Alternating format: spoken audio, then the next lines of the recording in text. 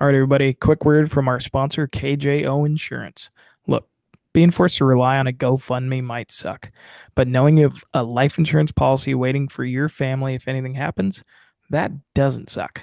KJO makes it simple and affordable. Please DM at KJO Insurance with Pitchside or call 208-883-4800. Welcome into the latest installment of Scouting Our Prey, where Kyle and I, chat about this week's opponent for Athletic Club Boise, which is a home match against Westchester SC, not FC.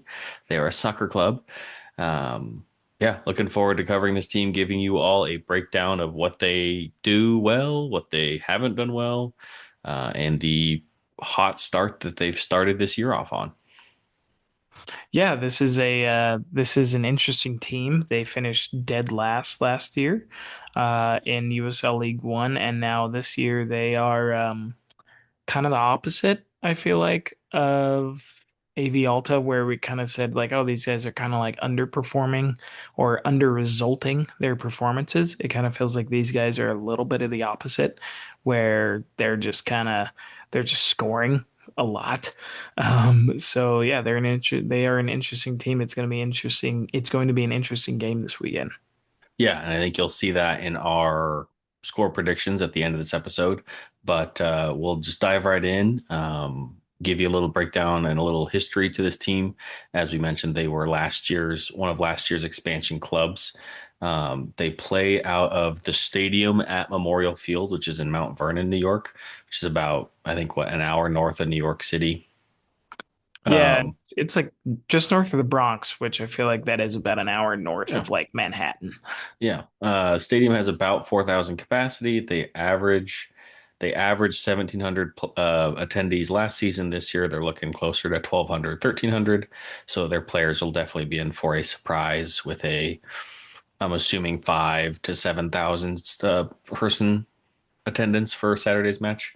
Again, as we mentioned, they were founded in 2024 by Mitch Brochowitz. Barshowitz, which is a private equity fund. Fun fact: Tyrod Taylor is a portion owner of the team, similar to a Casey Keller or Sofia Huerta for Athletic Club Boise. They have a NFL quarterback in their ownership group. As Kyle mentioned about the history of the club, I think Kyle, you can maybe dive into that and how last year actually panned out for them, wins and losses wise. Yeah, I was kind of going back through some of as before the season started, I was going through like the USL show or the friggin' soccer show, the guys out of Portland Hearts of Pine, just kind of see how they predicted last year. And a lot of them actually had Westchester finishing pretty high in their preseason predictions. That did not come to fruition. They finished dead last, 14th out of 14. No playoffs. They went 5 wins, 9 draws, 16 losses with a negative 16 goal difference. And in the USL Cup, they finished last in their group, 0 wins, 0 draws, and 4 losses with a -8 goal difference. So they had a bit of a rough year last year, to say the least. But they definitely started off this year a little bit different, to say the least. They're scoring a lot of goals, and kind of hinting towards a little bit. One of the players that we're going to talk about that left Westchester, actually, they scored a lot of goals last year too. It's just they couldn't keep the ball out of the back of their own net. Was a bit of their problem. But yeah, these guys are an interesting team. They have a coach who kind of like AV Alta. He specializes in kind of like youth development. His name is George. Now you can say Baruchowitz for their owner. Their head coach's last name is a bit of a mystery to me, so I'm not gonna butcher that one. But he did have a storied playing career. He played for Kaiserslautern in Germany, which is a pretty storied team. I think they're in the second Bundesliga this year. And he also served previously as a scout for NYCFC. So yeah, it's another guy who's been around the block. Maybe not so much like head coach or manager experience. I think this might be his first manager job. Um, at least professionally, this last year and then this year. But yeah, Elias, these guys are definitely doing a lot better this year, starting off. Do you want to kind of jump into the record that they have so far and some of the teams they've played and the results they've had? Yeah, they are currently sitting fifth in the table, 5 games played, a 2-1-2 record. They started off the season with facing the defending champion One Knox team, losing that game 3-2. Again, diving into the XG analytics, it was supposed to be about 1-1, 1-2 maybe. So just something there. They went on to draw at home against Charlotte FC again, or Charlotte Independence, excuse me. Again, in that game, they only had zero point 0.4 XG, but scored a goal. So again, underperformed. They lost away to Greenville 2-4. Again, underperformed their XG once again. The big shocker is they won at home against Corpus Christi 5-1, and their XG for that game was only 1.7, which is dramatic difference to I I that. honestly I honestly don't know if I've ever seen that big of a split before, ever. Yeah, which maybe shows the awful goalkeeping or awful defensive efforts that were made by Corpus Christi, and maybe some luck on Westchester's side for that game. And then their most recent match against Sarasota, they won 2-0. So that's maybe the closest, the only maybe shared opponent that Athletic Club Boise and Westchester have both played with Sarasota, with Boise winning 1-0 and Westchester also winning 2-0.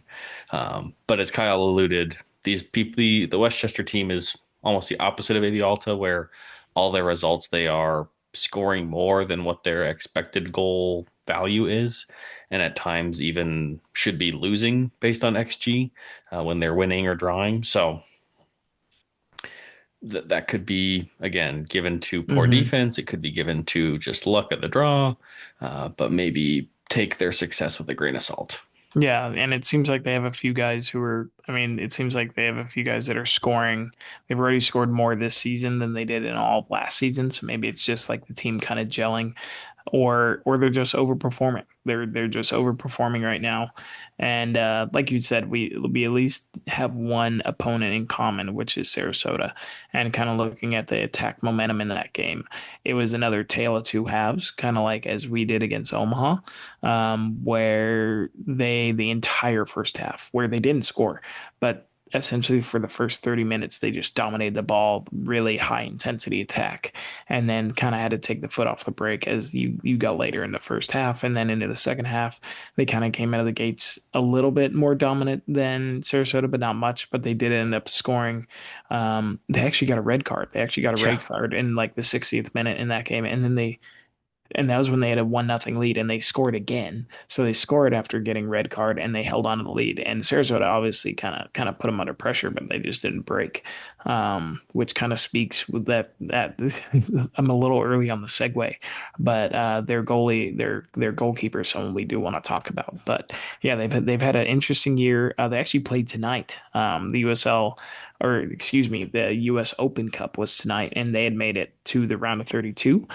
They had won their first game against a UPSL team, the New York Renegades, and they beat them 2-0. And then they also played Vermont Green FC of USL 2, and they drew with them, but then it went to penalties, and so they won 4-3 on penalties. And then tonight they played NYCFC, and they did lose 5-2, I believe. So they are out of the U.S. Open Cup. the run ends, and as for many USL sides, when you face higher competition, past maybe a USL championship team, you get bounced. So, yeah, I think they've definitely had some great performances. And as Kyle mentioned, their starting goalie, who has played 3 games so far this year, has been pretty lights out. I guess we can just dive into him as our first notable player to speak about when it comes to players to watch. His name is Andrew Hammersley. He is the number 1 jersey, which indicates usually your starting goalie. Unfortunately, it looks like he has not played 2 games and was on the bench for one of them, or 2 of them, excuse me.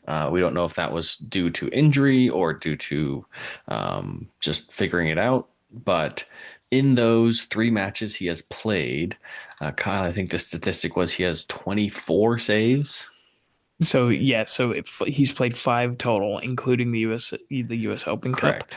Um, but just for context, so Joseph Endema in the USL League One has played four games, and he has seven saves. Yeah. This guy has played in three games in USL League One, and he has 19 saves. Yes. Um, so yeah, He is getting peppered a lot. he's getting peppered a ton, but his save percentage is up there at like 80%. While Endema, I think, is pretty much like league average around like 60. So this dude is playing out of his skin. Like he's absolutely like performing phenomenally. And yeah, like across the board, five games played, and he's good, made 27 saves. He's sitting at like 75% save percentage across the five games that he's played across the US Open Cup and USL League One. So yeah, he's playing really well. It'll be interesting. We might have to take a deeper dive as to why. I'm assuming injury. It's pretty interesting to rotate your goalkeepers that much at the beginning of a season. So I'd go ahead and assume he was hurt, just or maybe not injured per se, but just not 100% fit. But yeah, what a they can have a lot of confidence in that guy.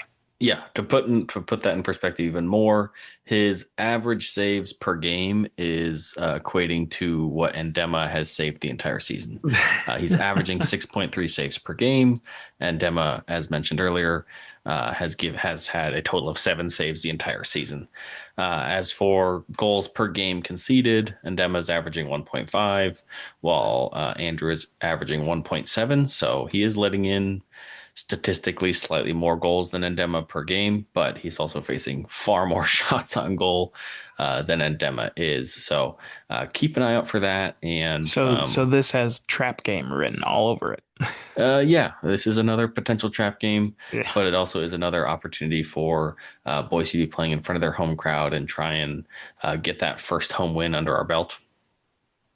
Yeah, no, It will that's be fair enough. a test of goalie, and hopefully we can get a lot of crosses in, or maybe have a different avenue of attack. I know at least in one of the games where I can think it was against Greenville, he had 12 saves. A lot of those came from outside the box or right inside the box, kind of in that central area, versus where Boise wants to attack is more those whipping crosses in and a header inside the box. So, what about who's another player people should be watching out for, Kyle? Yeah, we can start going into their goal scorers because they have a few of them. The first guy I want to mention is who has statistically, or at least his SOFA score rating has been their best player this season. That would be Connor McGlynn.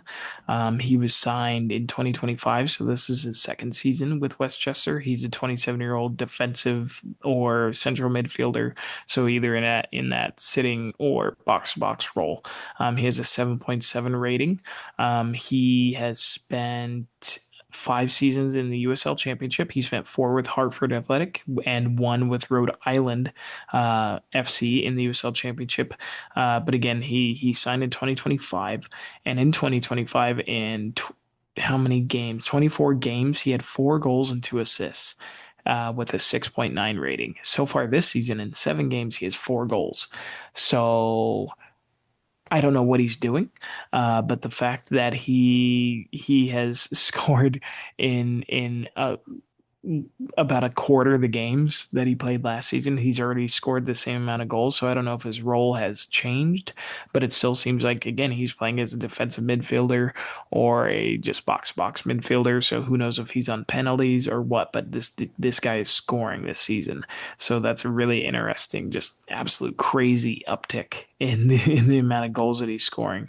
So he's definitely someone to look out for. He's also their captain, so I expect him to be playing. Yeah, I think that's always when you'll see who the departure is and the contribution that that player gave to Westchester last year, even being the bottom team. They needed to find goals somewhere else. So I think Connor is enjoying this new role with that player departing the team and reaping the benefits of scoring more. The next player we're looking at is maybe a winger or a wide midfielder, number 27, Jonathan Jimenez. Kyle, what can you tell us about Jonathan? Yeah, new player this season. So he just signed. He's 24. He's from Mexico, and like you said, he's a winger or wide midfielder. It kind of depends on what foot, if he's inverting or if his strong foot is on the side of the field. Kind of like how Blake, he's left-footed. He plays on left. Nick Moon's right-footed. He plays on the right.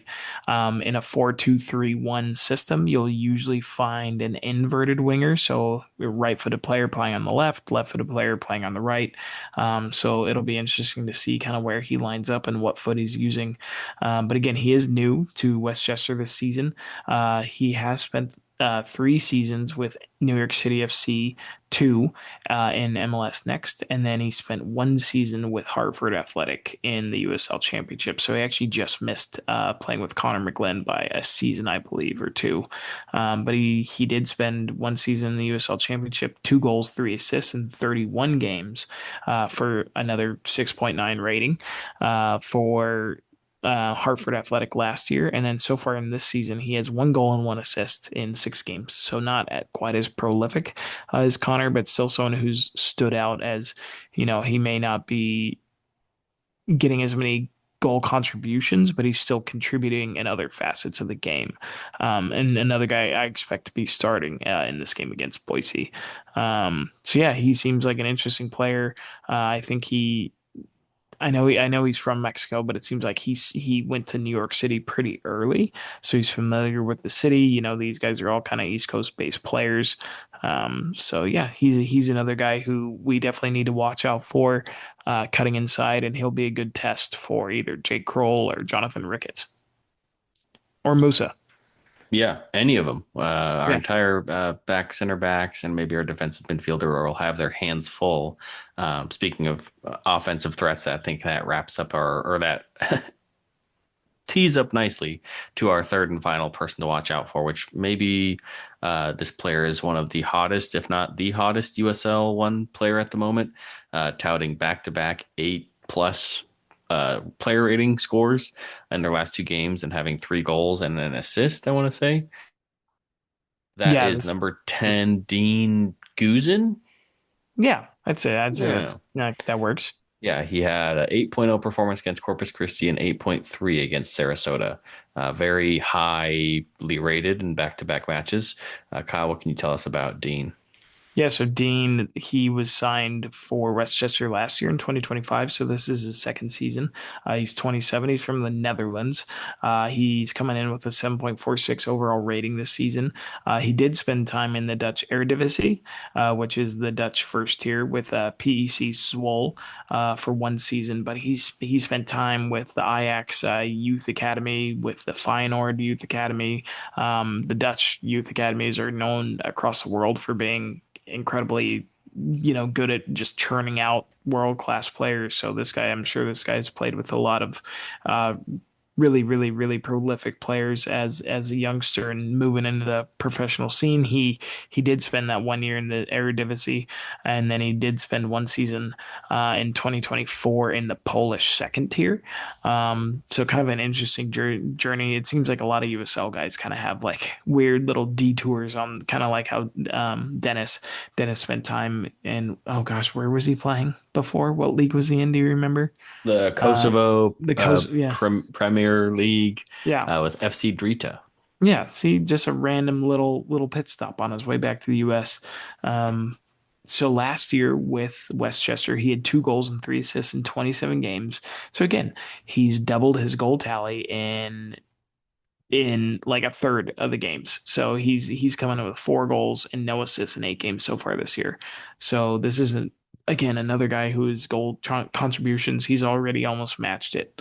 And it's so how long can these guys ride this high?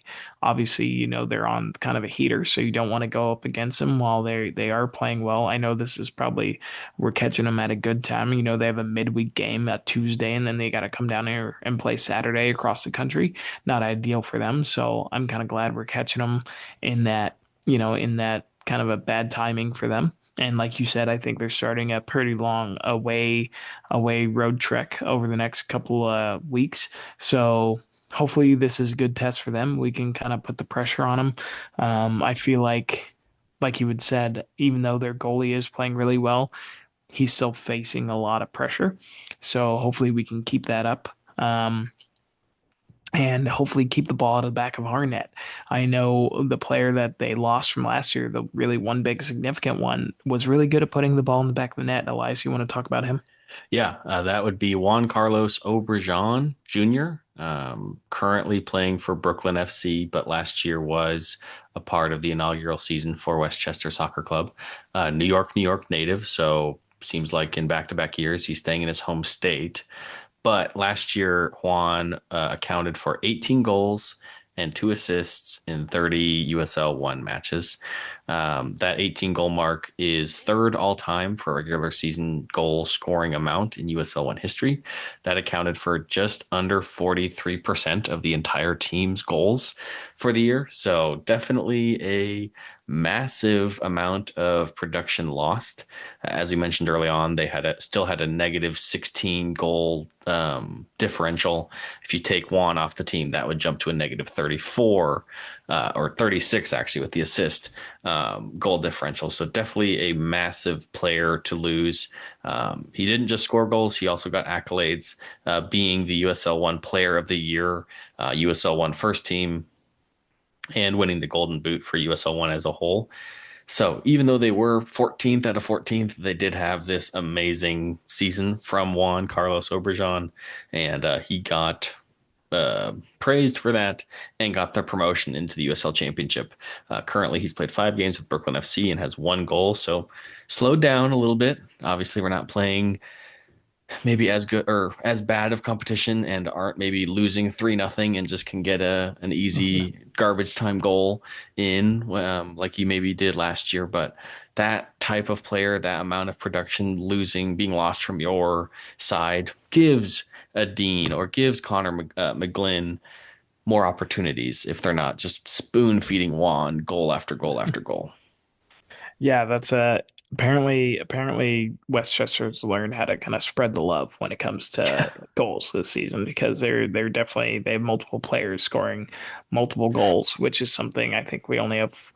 It's just Dennis and Nick Moon who have scored two each so Hmm. far, and I think that kind of goes into like the comparison between Boise and Westchester. Just kind of looking at the statistical comparison, it is looking at their attacking numbers is really interesting because they just seem to really, even though their possession is right at about 50%, I mean, just the amount of chances that they're creating, I'm a little scared, Yeah. admittedly, of playing these guys.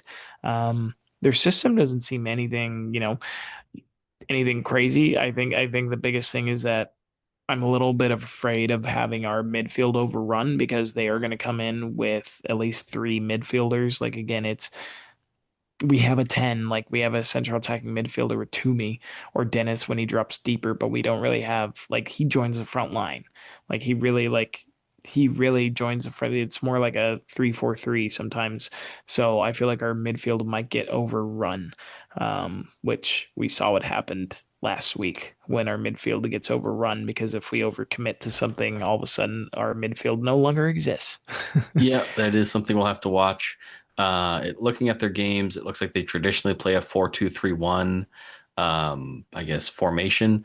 They did run a 4-1-4-1 in a USL Open Cup match, but for all their USL 1 regular season matches, they've run that 4-2-3-1 with that true striker up front, maybe two wingers and a central attacking midfielder, two true midfielders, and then a back four to add to their defense. Looking at their games, though, and their play ratings, their defense, I feel like every game has at least one stinker, if not two plus of their back four are in the sixes or below. So, Mm, again, that might speak to the mass amount of saves that Andrew Hammersley has had to make and bail out their defense that maybe is giving up goofy chances every game. So, it's it's going to be hard to see how this game pans out. I could hmm. see it either going a very low scoring affair or an absolute blowout, or a high scoring affair both ways. Just given the lethality and the form that Westchester is in and the amount of goals they have scored, they've tasted Yeah. 5 goals. Boise has only tasted two in a single game.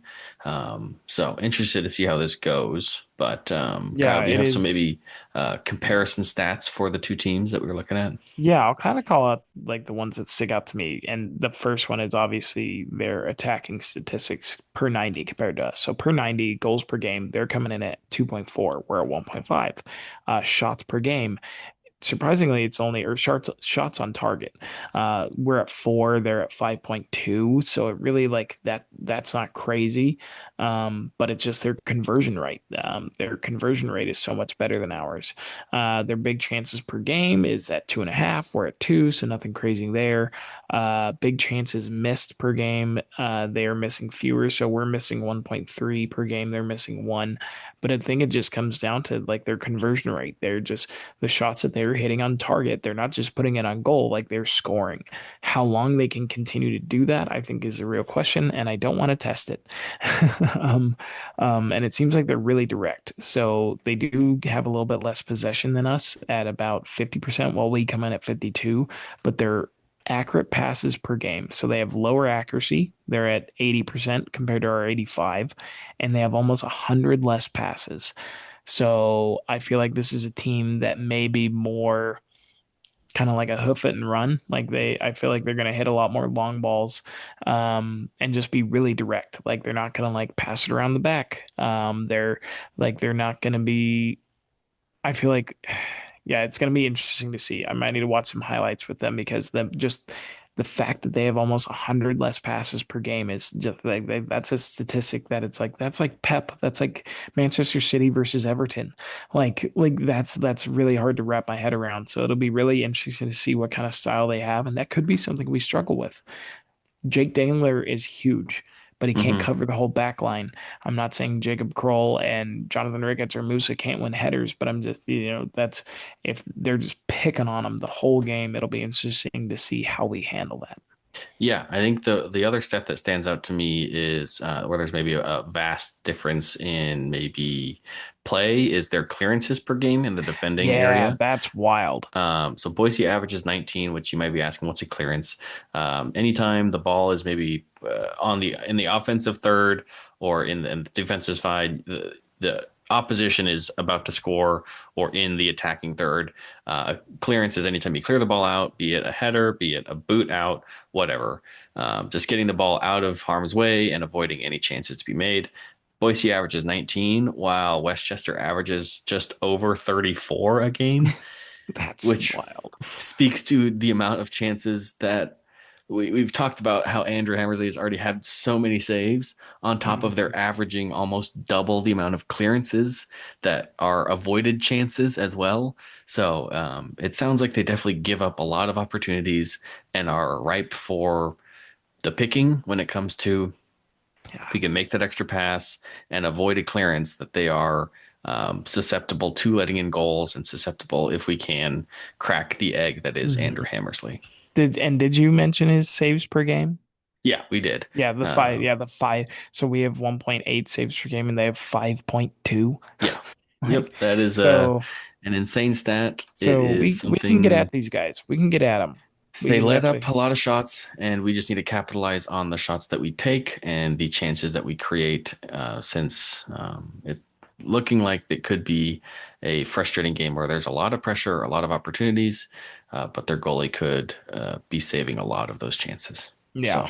So Yeah. we're really looking forward to it. It's going to be one to remember. Hopefully, the first ever AC Boise victory. But that's all for today's episode. If you enjoy the show, make sure to like, comment, share with a friend, and make sure you're following the show wherever you listen. Don't forget to follow us on Instagram, Twitter, and YouTube for all updates and future content to come. If you want to help support the pod and get access to exclusive content, early episodes, and bonus perks, head over and check out our Patreon. It truly helps us keep this thing growing.